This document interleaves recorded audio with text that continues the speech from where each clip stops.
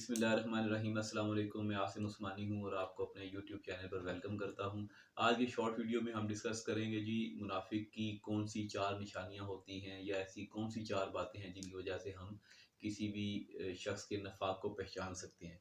सबसे पहले आता है जी कि मुनाफिक शख्स के पास जब भी कोई अमानत रखी जाती है तो वो उसमें ख़यानत करता है।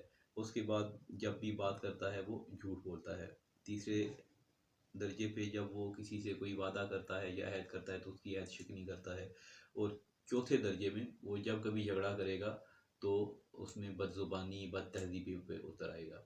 ये वो सेट पैटर्न हैं जो कि हमें आज से 1400-1500 साल पहले इस्लाम ने हमें सिखाए। नबी करीम सल्लल्लाहु अलैहि वसल्लम ने अपनी उसवा हसना से हमें सिखाई ये बातें। तो ये आज भी हमारे लिए मशाल राह की हैसियत रखती हैं।